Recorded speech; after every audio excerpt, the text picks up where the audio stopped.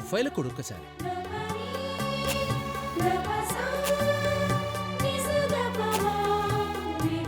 സാറേ ഇന്നു കുറച്ചുകൂടെ വെറൈറ്റി. మది మది సారే ఫోటోస్ నన్న ఆయిదే. ఎక్కడ దొరికావయ్యా నువ్వు? నోకిటి సారే. హింస పెట్టావు కదా. హింస అల్ల సారా, మీరు పోజులు బాగా ఇచ్చినారు, ഞാൻ ఫోటోలు బాగా తీసినాను అల్లే సారే. నా గురువు నా చేతికి కెమెరా ఇచ్చేవాడు కాదు. అప్పట్లో నేను చాలా బాధపడేవాడిని.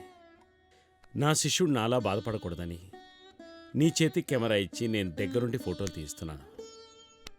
మనసు పెట్టి నేర్చుకో. అంగనే చేయ.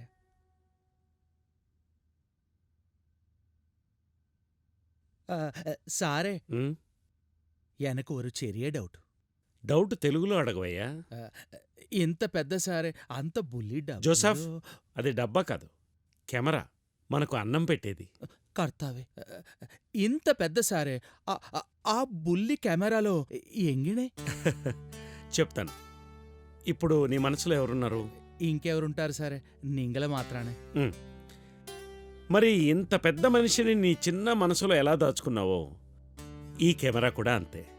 ఓ, ఇది మనసు పెట్టే. It's a technical wonder. అంగేనాను. అందుకే మనసు పెట్టి నేర్చుకోమన్నాను. కొండ అద్దమందు కొంచెమై ఉండదా విశ్వదాభిరామ వినురవేమ.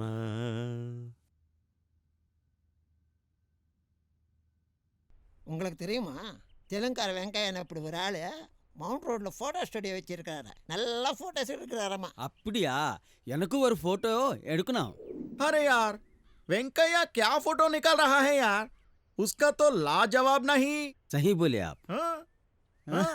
ఫోటోలు ఎందుకు భయ్యా, పెయింటింగ్స్ ఉన్నాయి కదా. పెయింటింగ్లా?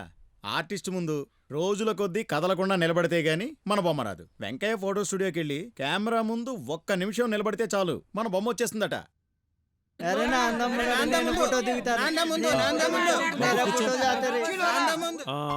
లెఫ్ట్. ఓకే. ഇവനെ ആരാണ് ജോക്കർ പോലെ?